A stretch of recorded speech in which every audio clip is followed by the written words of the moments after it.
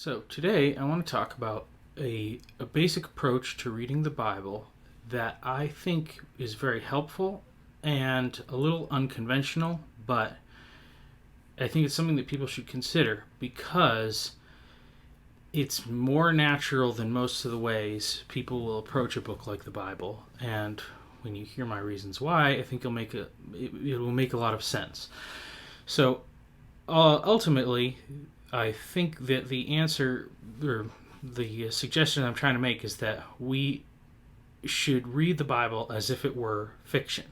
Or I should say, we should read the Bible the same way that we read fiction that we are interested in reading. Not to say that we should read the Bible as if it was false. I believe it is true. And I think that most of the benefit we can get from reading the Bible comes from understanding that it is true. But when we approach it, we need to approach it the way that we read a fictional novel or other type of writing.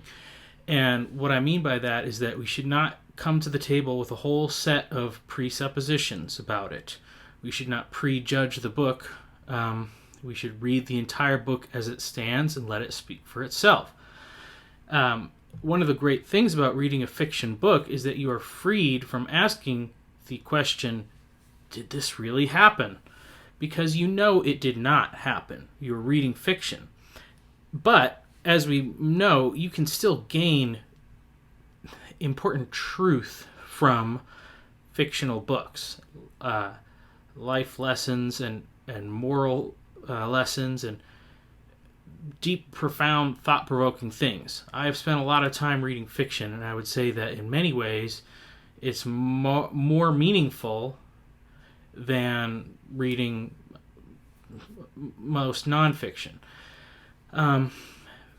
But while it is a valid question to ask of the Bible, did this really happen, it should be set aside for the time being, because that is not a question you would ever ask of a book that you know is fictional.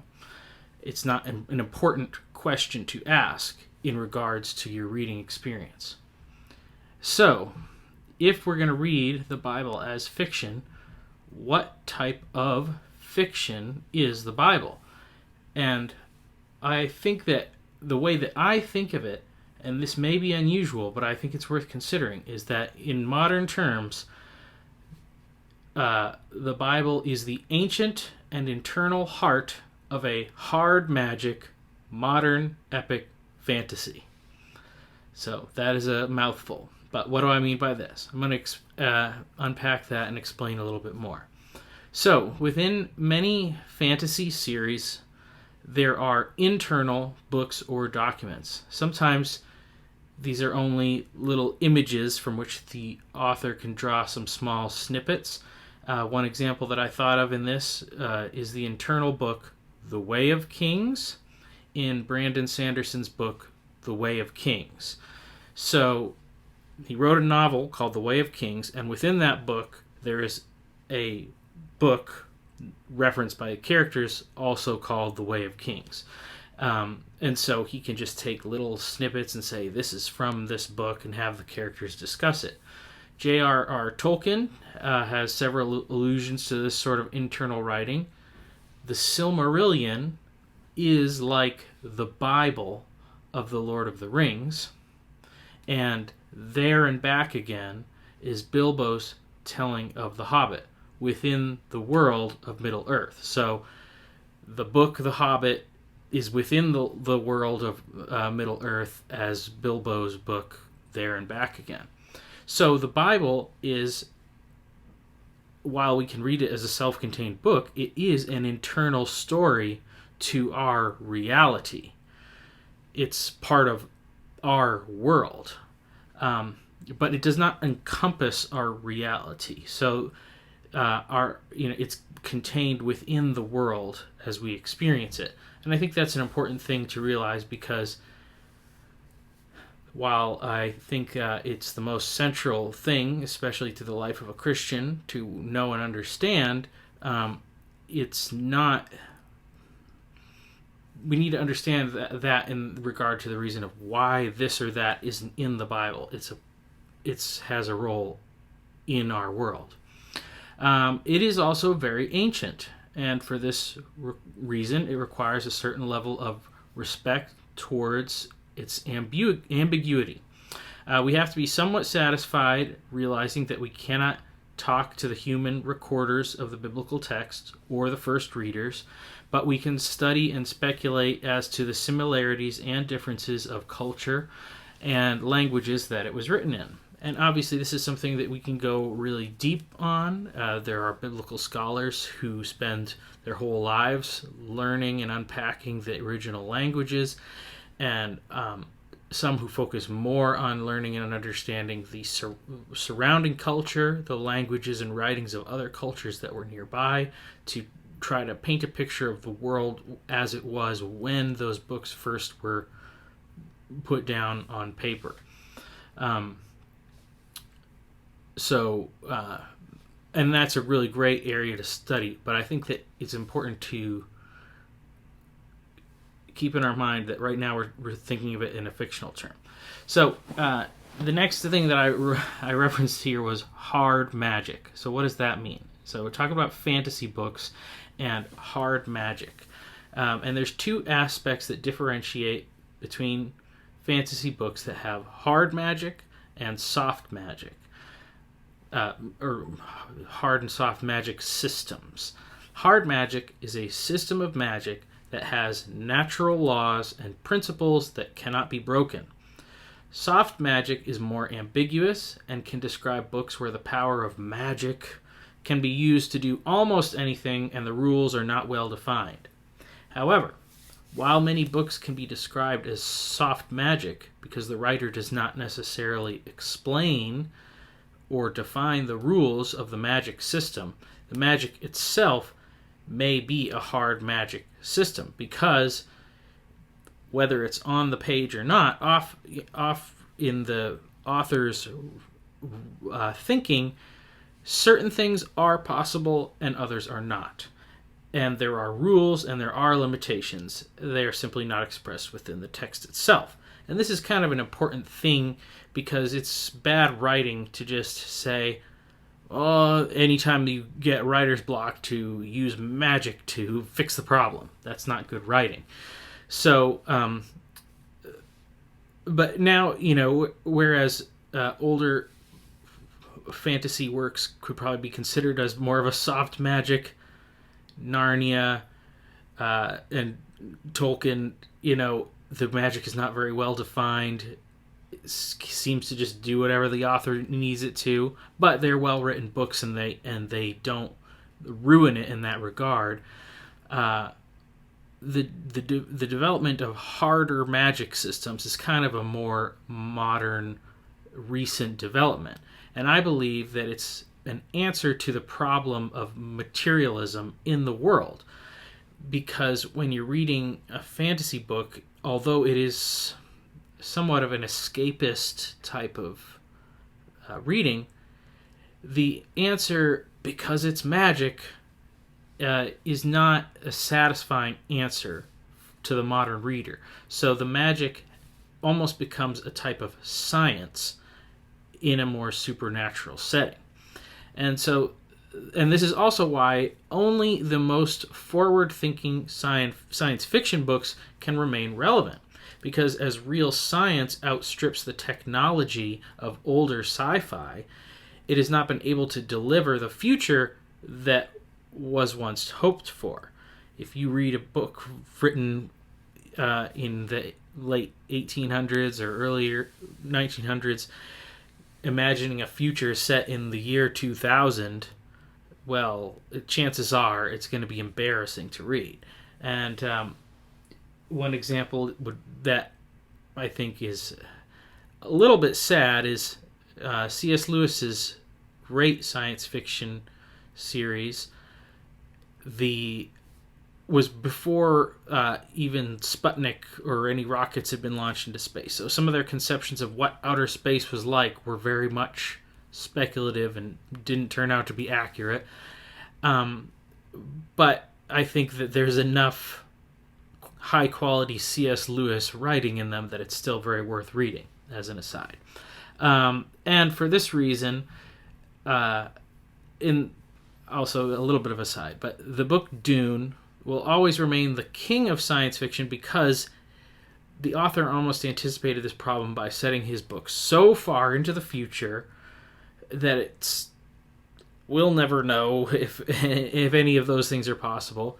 And it's essentially a post-sci-fi fantasy where the technology has gone to the background and it becomes once again about the story of the human interactions. And he almost makes it an evolutionary, scientific hypothesis on how humans could develop into more mystical, magical type of beings.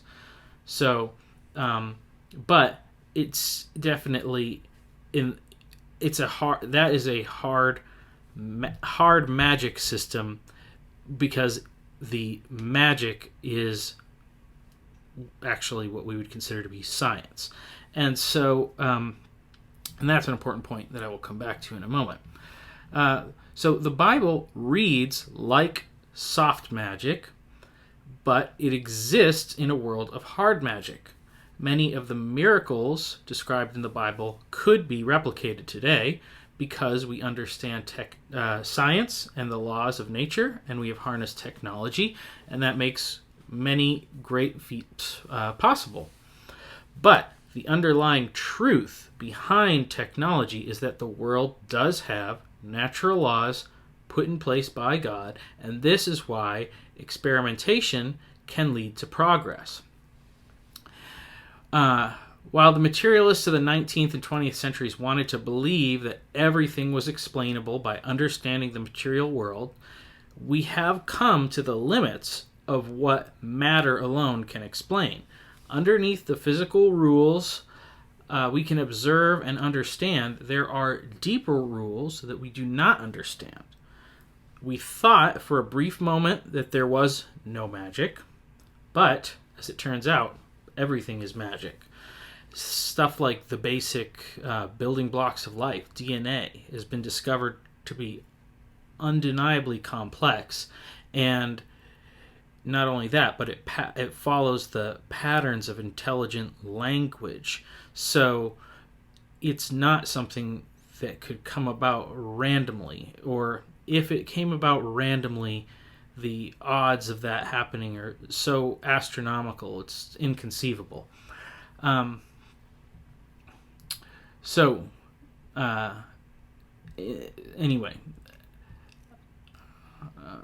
let's see, where is it? Okay.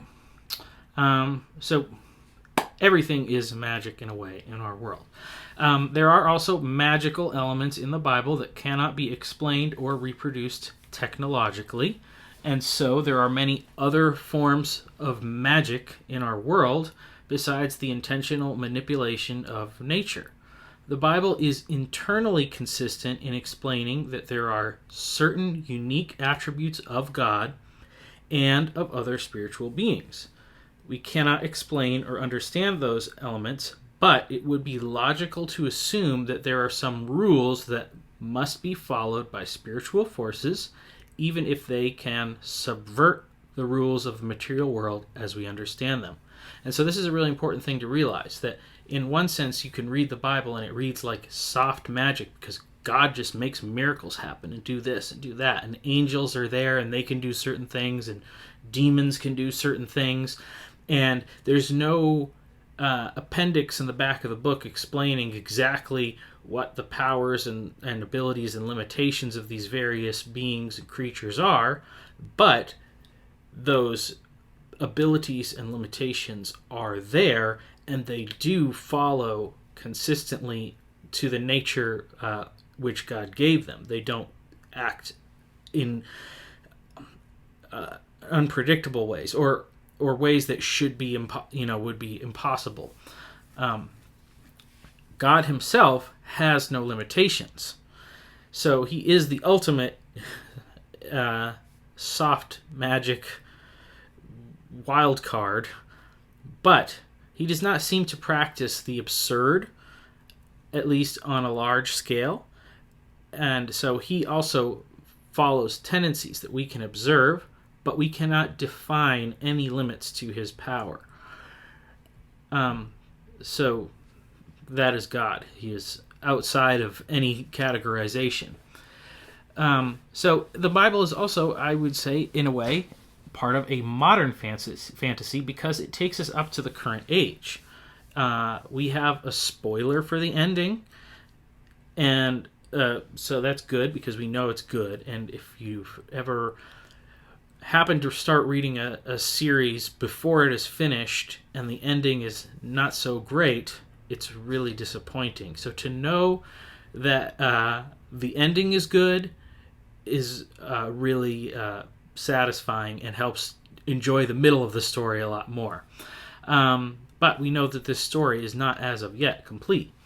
And it is epic because it encompasses everything. Once we understand the story of the Bible in the way that I am proposing, it becomes something more than just a book. It's an internal story, the most integral one, of a bigger story, which encompasses everything. And as I touched on before, there are also sort of different systems of magic outlined within the Bible, or the biblical worldview, as I can say. If you think it's weird that I'm just calling this magic, I mean, it's really as good of a word as anything to explain the things that I'm talking about. So one system of magic present in our world would be what we call science, that the world has physical properties that are knowable, understandable, and manipulatable, and humans are uniquely talented in being able to take care of this.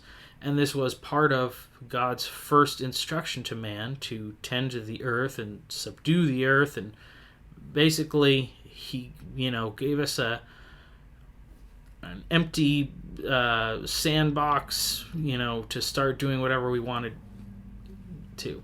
Obviously, there's things that went wrong, but that was the design for the world and the design for man within the world. Another system of magic present in the Bible is what we would call miracles. Miracles do happen, and they are not explainable through the means of science. You could say, in a sense, use science to explain something that happens that is a miraculous event. If someone is healed, you can explain how the cells began to grow or repair themselves, but there is no explanation for why that happened. Some things are not very easily explainable at all, like the multiplication of food. I would love to know how that really works, but as of right now, it's not something we're able to understand. There are other systems, though, like, for instance, prayer and the ability that humans, Christians, have to speak to God and to hear God is actually a very powerful thing because God is omniscient. And omniscience is something that I believe is highly underrated. And the ability to hear from God is the ability to tap into that or to benefit from his omniscience. And the thing that is difficult, obviously, because we cannot understand everything that's going on in every corner of the world and all time, that would make our brains explode. But God, who sees and understands that, it's an incredibly powerful thing. And I believe it's one of the main explanations to understand why he is not more active in doing miraculous things. Because he can see what will happen and only needs to step in a miraculous fashion when things will not go according to his desire otherwise. And as people who can listen to God, he can use people as agents to enact his will in the world. And an omniscient God, an omniscient being, does not need to fight because he can let his enemies destroy himself, such as the story of Gideon, where God reduced and reduced and reduced the number of Gideon's troops, and then deployed them with no weapons, but only with trumpets and torches. to cause chaos in the enemy's camp, and the enemy all kill themselves. That is an idea that no one would come up with if they did not already have an omniscient understanding of what would happen, because it is absolutely insane. So that's that's to say we highly underrate the ability to pray and hear from God and tap into his omniscience and understand the plans that he has, because if we just walk according to his plan, some amazing things could happen. Okay. The Bible is also like a series of mystery novels, or it has mystery elements, which are also, I would say, present in most good modern fantasy books.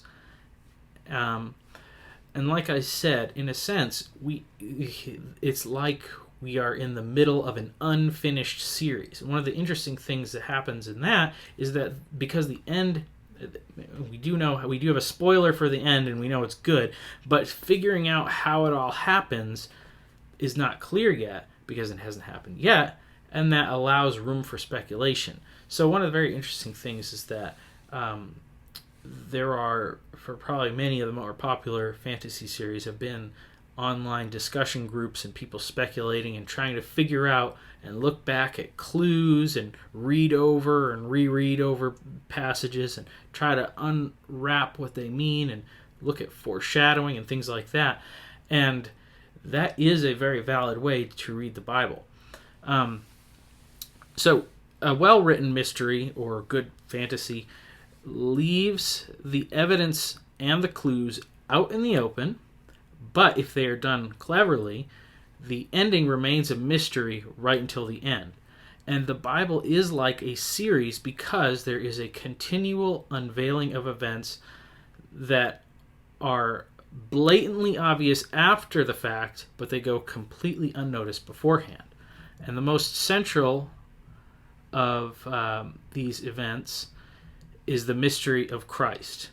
His nature as a suffering servant who would die is clear in retrospect, but it was not on anyone's radar at the time of his coming.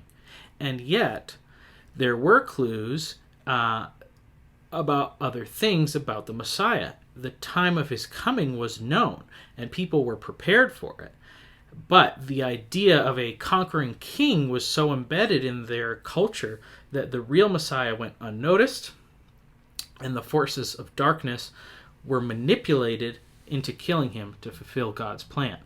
And that idea is expressed by the Apostle Paul in his first letter to the Corinthians, chapter 2, verses 7 and 8, where it says, "We speak the hidden wisdom of God in a mystery, which God predestined before the ages for our glory, which none of the rulers of this age knew. For if they had known it, they would not have crucified the Lord of glory." There are other mysteries that are yet to be revealed, and this is why people pore over prophetic books in the Bible. However, if no one got it right the first time, there is a chance that no one will be right the second time either. It's still fascinating to try to understand. This subject also lets us consider reading the Bible in another way. This verse that I just read there. If they had known it, they would not have crucified the Lord of glory. It is an encoded document that contains sensitive information that could be abused in the wrong hands. And these verses in 1 Corinthians do not refer to human rulers, but spiritual rulers, spiritual powers. And the Bible is written in such a way that enemies will get a hold of it, but they will not be able to make the best use of it. And this is where the aspect of the Holy Spirit comes into play, because the Holy Spirit is given to believers to help them understand. And this is a serious thing and should not be taken lightly. It is not a license to make the Bible say whatever we want, but it can provide insight that is not available from other sources. However, once this insight is revealed, it will become apparent to other observers, much like how the acts of Christ's life unlocked the proper interpretation of many Old Testament scriptures. So things that are revealed by the Holy Spirit, if it's truly the Holy Spirit revealing them, other people will be able to see it and confirm it, and it will make sense of things. If it's not, then it may just be people trying to make stuff up, or maybe other spirits trying to manipulate people. And the presence of other spirits is an important part of how we read the Bible. The Bible also has some things that it can tell us internally about the story that it's telling us. One of the important things is language. Language is the creation of God. It was his vehicle of creation, and it was present from the start. God spoke the world into existence. He also shattered it in the Tower of Babel story. He shattered it, and he chose the languages in the times and places where the words could be preserved. Now, the interesting thing, and this is something that I've been studying and plan to make more content on, is the way that around the Mediterranean and several of the cultures there, the people had very incomplete languages to start, and they were very diverse, and as they came together, they were able to borrow techniques of writing and techniques of expression, and the languages evolved in a sense, or they coalesced.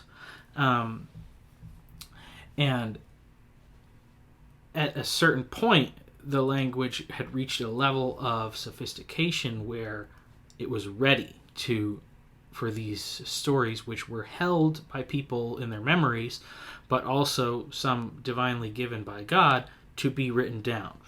And this is some interesting things that I pulled out of this concept. But the true master of languages can write something that's meaning will not be lost in translation. And for this reason, both the Hebrew Bible and the New Testament were widely translated in many languages, and it has not caused major divisions. While there are differences, and these differences have led to different understandings, they have not led to wholly different messages.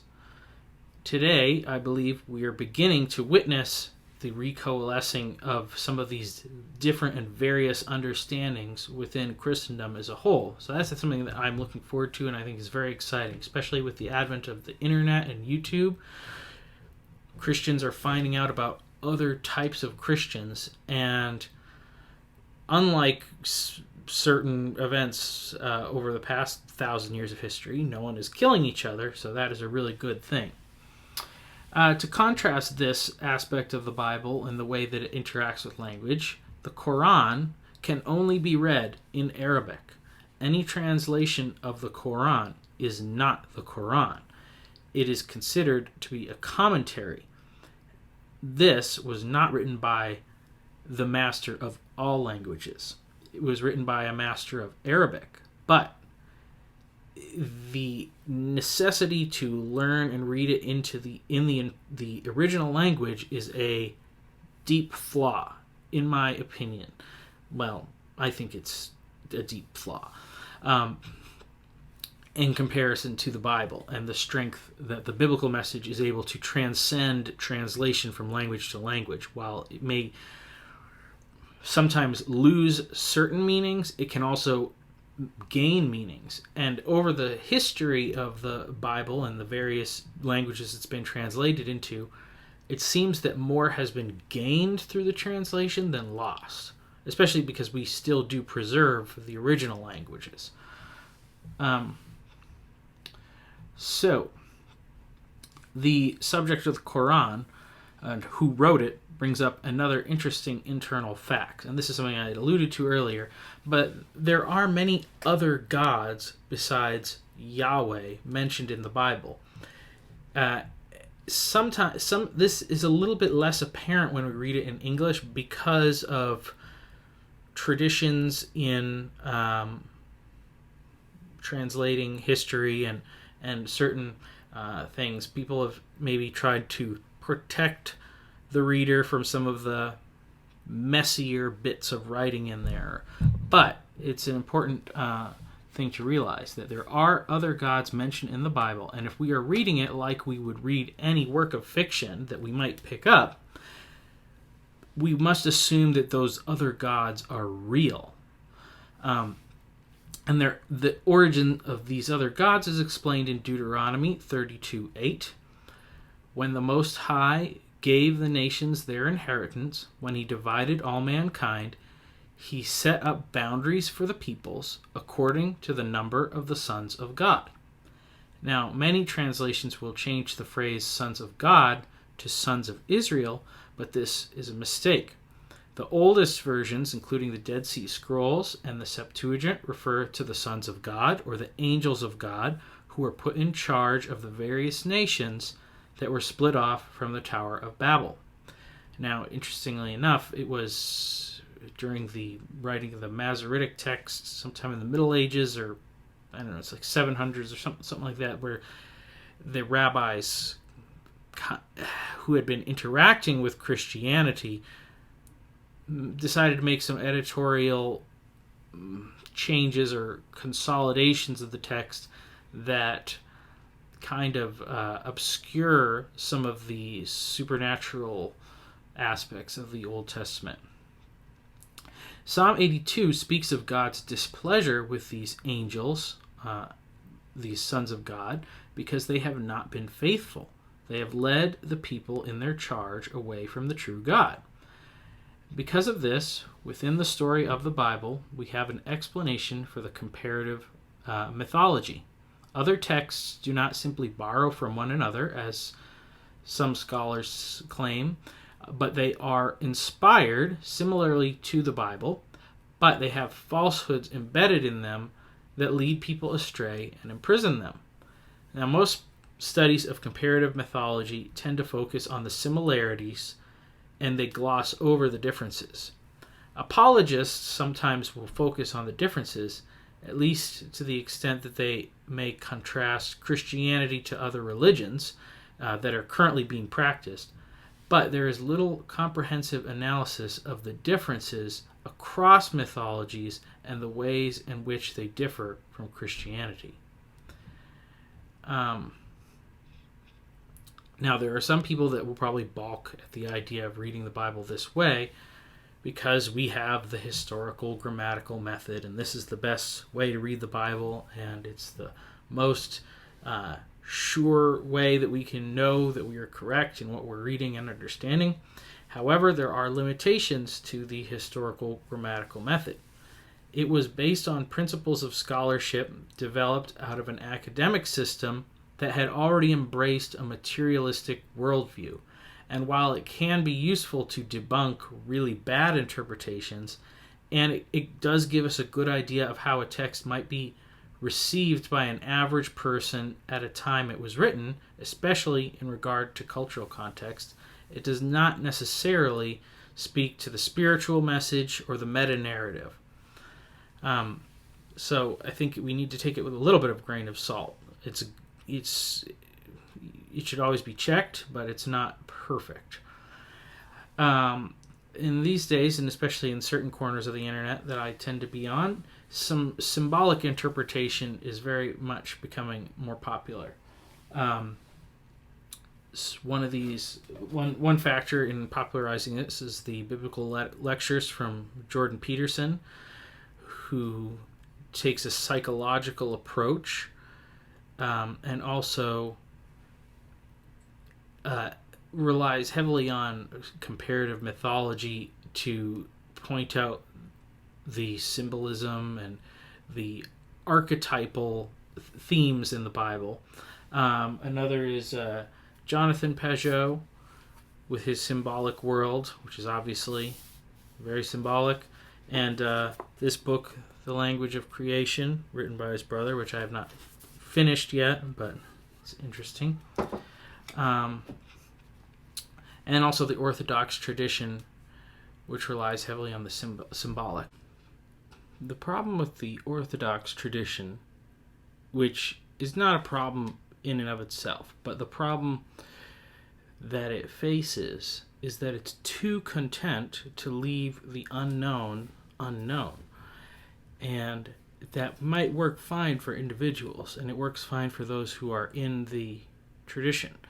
And it doesn't necessarily exclude the possibility of individuals finding answers to the sorts of questions that I'm talking about, but as a position, it's content with the mystic side of things remaining mystic, doesn't grapple with the questions that I believe that the church does need to address. And one of those is the perceived idea that scientific materialism has effectively done away with Scripture as a valid authority or explanation for how the world works. Now, there are also scientists that are on the forefront pushing against those things, and the basis of the materialistic worldview has really been crumbling in the last several decades. So it's not a settled question by any means. But the problem with simply relying or running to the mystical side of the ancient church is that it skirts the issues that are raised by the materialist objectors. And while I appreciate the beauty and the ritual and the tradition, and I think that Christianity at large needs to re-embrace and uphold those things, it doesn't stand up to scrutiny simply on the basis of tradition, which is the underlying reason for the questions, the why questions. And so some of those why questions, I think, are not adequately answered. Why is this building sacred and not some other building? Why is this particular cup of wine special and not any particular cup of wine? Why must we wear these clothes? Why do we practice these customs? What is the spiritual difference between a censer and a fog machine? And while many Orthodox would be offended at the idea that someone would even ask that question, to the outside observer, it's a valid question, and we need to have answers for it. One kind of interesting take that I was listening to that I kind of think helps us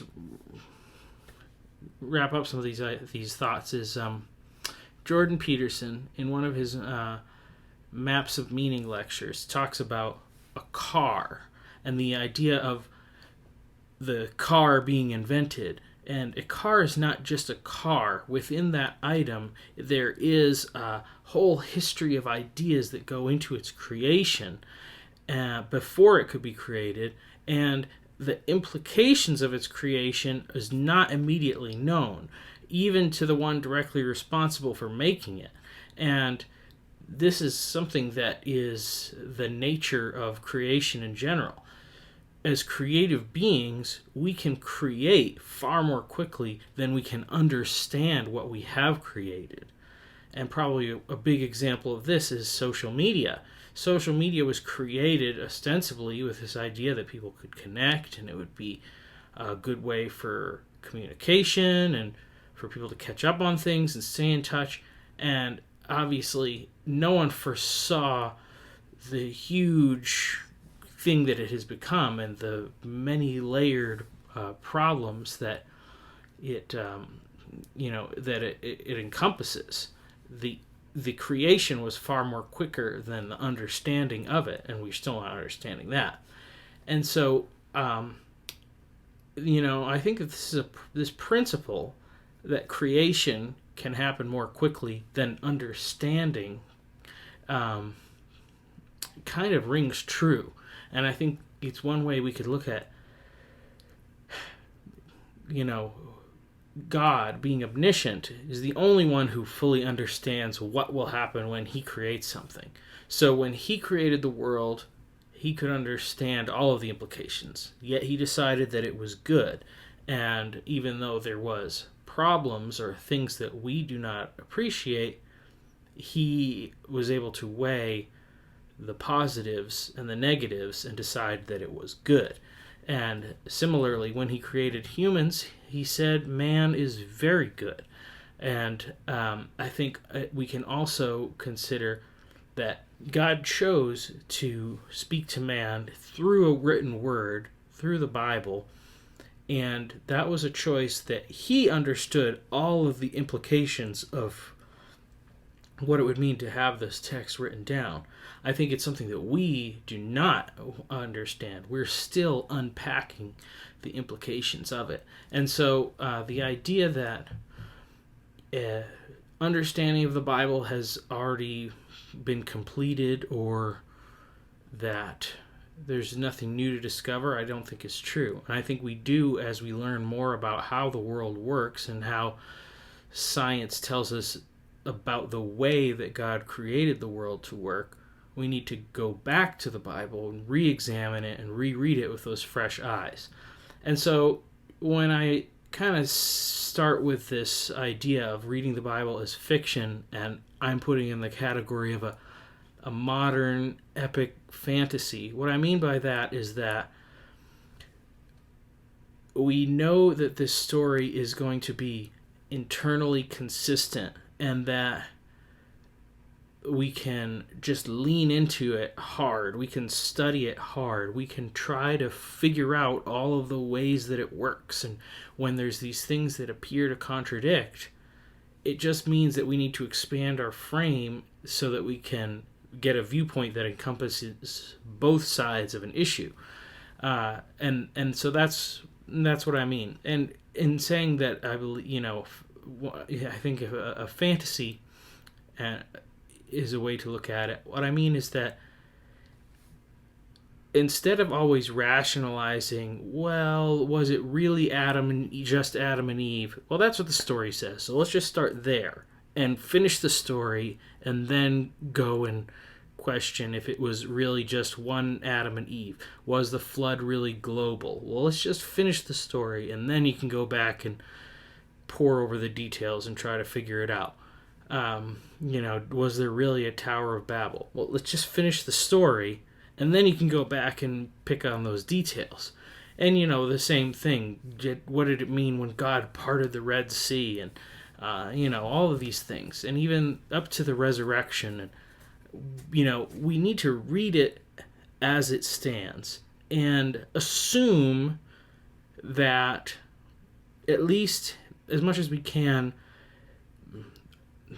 imagine that it sits outside of our world, evaluate it in that sense, and then we can realize that it fits within our world, and because of that, it's part of a larger story, and we are also part of that story, which to me I think is the most exciting thing about reading the Bible in this way.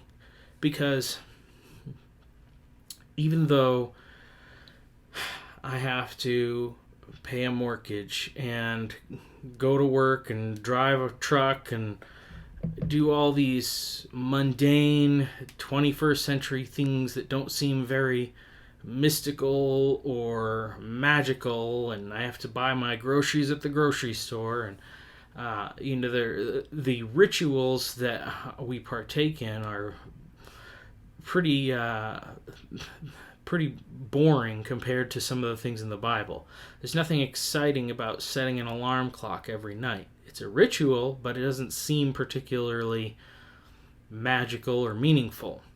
But I think that if we look at the full content of the Bible, it's really a story about people doing simple things, doing everyday things, but simply choosing to do them in obedience to a God who loves them, rather than those who are seeking another way to rebel, to make themselves in charge of their own life. And so I think that the more you can understand that, the more meaning and magic it can impart into your own everyday life. And so that's one thing that I think is really meaningful about reading the Bible in this way. Not just because it's an entertaining way to read the story, or because I believe that it actually helps the story hold together better rather than scrutinizing every detail from page one, but because it also makes it more meaningful to me today, because it's a story that I'm living in. And not only can I pore over the pages of an unfinished story and try to figure out what's going to happen next, I can determine what's going to happen next, and I can actually ask the author what my role in this story is supposed to be. And if I listen and I hear his voice, then I get to be the hero in some extent. And I think that is something that we all desire. And I don't think that any other reading kind of gets to that point in the same way. So that's what I mean when I say that we should read the Bible as if it's fiction. But, I'm saying fiction the way that people often would have used the word mythology. But we're too distant from mythology. It doesn't mean the same thing that it means to us. And when mythologies were being written, it didn't mean the same thing to those people then. It wasn't a myth. It was history, or it was theology, or it was just the stories of people and how the world works. And so they had no problem inserting themselves into that story. So in that sense, I think that it's only logical to read the Bible because it is a living story and it does carry us right to today as if it were a modern book. And in genre, I'm saying it's an epic fantasy. And I'm saying it's a hard magic because I think that we can use all of the tools and resources we have, both within the Bible and with our ability to observe the outside world, to push and question and challenge the things that we read. And I don't think that anybody's going to disprove God. To those who do not want to believe in God, there may never be enough evidence to convince them. But for those who want to believe, the evidence is overwhelming. And that's where I put myself in this story.